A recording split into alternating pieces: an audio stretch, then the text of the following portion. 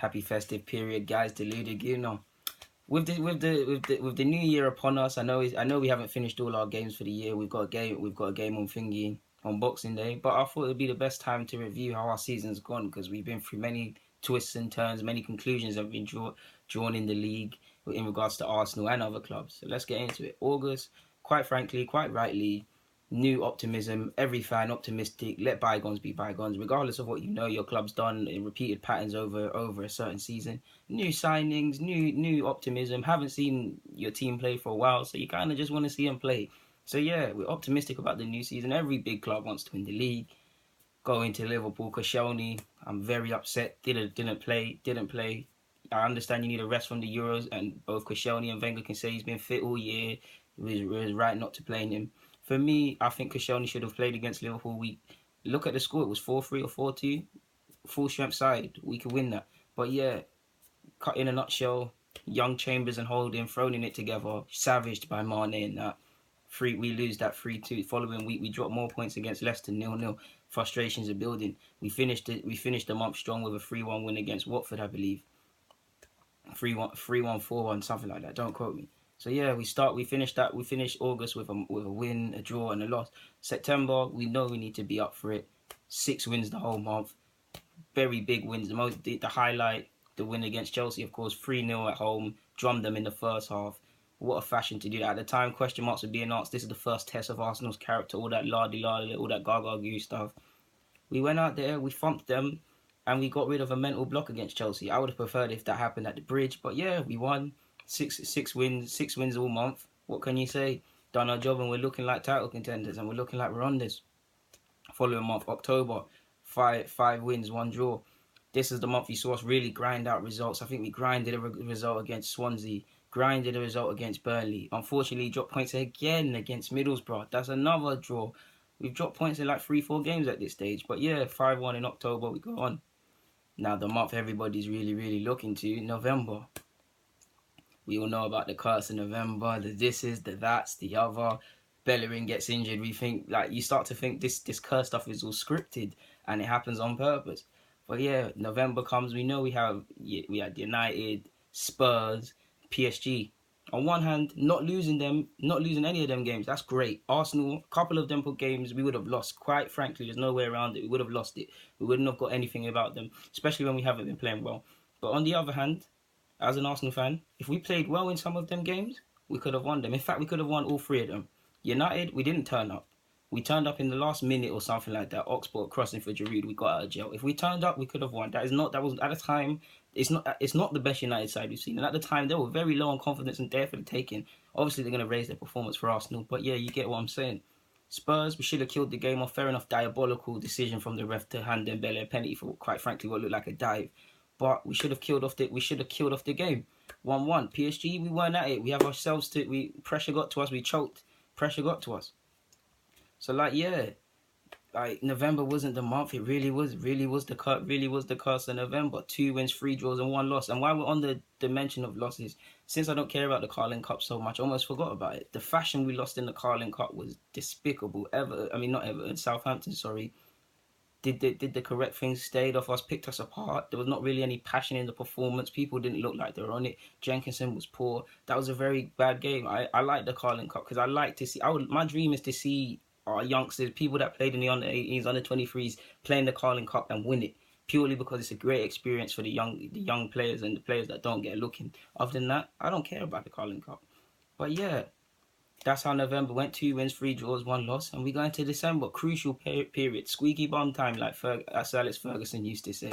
A time we have to win games. And we won a couple games. I mean, we beat Bournemouth, I believe. Beat Hammers 5-1. Couple of fat wins. But it all fell apart. In a week. The same week we had a Christmas party after the Everton game. What are you doing? You do not care, do you?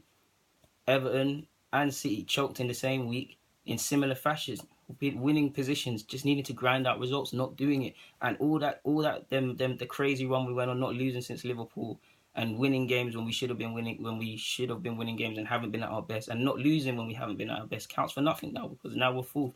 It's important to keep perspective and not to draw any conclusions because from December to May, there's going to be a lot of bumps and bruises. That table is going to look different every week. So we can't draw too many conclusions. But it is frustrating because you look back at the Leicester's, the Middlesbrough's, the Liverpool game, and you have somewhat the United, even United and Spurs, and you have somewhat in you. What if we did this, and what if we did that?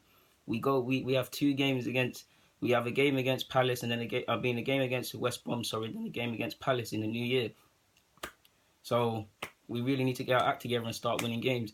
In regards to what players I feel have been on it since the season started, Mesut Ozil, some fans, he's gone from being top 3 in the world to he's easily replaced. What kind of nonsense? It's been the Alexis and Ozil show for large periods. He's got 9 goals or something like that and 2 assists. The assists is poor. He should have more assists. That's Mesut Ozil. You are a serious player.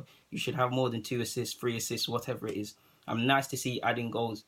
He's been poor in the last few weeks, yes, but doesn't mean he's any less of a player. Alexis, another player who's been great. Alexis, I don't even need to say anything about Alexis. Alexis made us fall in love with players again at Arsenal. At Arsenal, we had problems loving players and trusting players after we all know that we had to sell players to whatever for the stadium. Alexis, easy to fall in love with his hard-working nature, his goals, and he's just downright a good player, leading the assist charts with a couple others, goal charts, sorry, got assists for us. He's doing his job. There's nothing to say for Alexis. We all love Alexis. I don't need to, anyone that watches Arsenal, I don't need to praise Alexis. I call us Alexis FC sometimes. I don't even like when Alexis passes the ball sometimes. Has he had some poor games as well? Yes. Coquelin, been good this season. Big games, he's been there. He's rarely put a foot wrong. He gets a lot of stick because he's not glamorous and makes Hollywood passes from 60 yards like other players in our side. And quite frankly, he doesn't have that in him like the other players. But what he does have, a lot of these players are lacking. Tenacity, rough in the tackle, likes to win the ball back.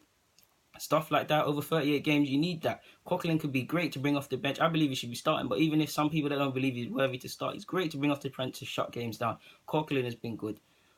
I'm not liking that we haven't hardly kept any clean sheets, because I love the partnership of Mustafi, but if we haven't kept clean sheets in double-digit games now, what does that say? What does that say about us? I believe we need a left back.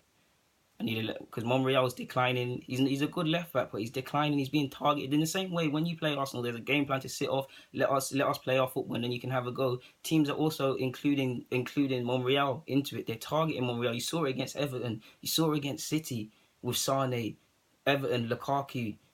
Traore against Middlesbrough. Everybody is targeting Monreal. So in January, if we can get a left back, I'm not a fan of January windows because I know how tough they could be. But if we can get a left back for a decent amount, why not?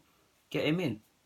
I don't feel we're ruthless enough. We don't kill games enough. Like all these games I've said we've won when we haven't been playing well because we haven't been killing games. You need to be ruthless if you want to win this. I believe our wingers are not being direct enough either. We're crying for some more directness.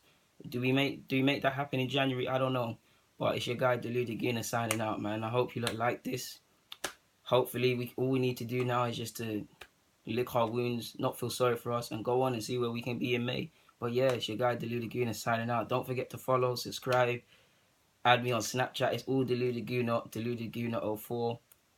Thanks for watching again, man. Happy holidays, happy Christmas.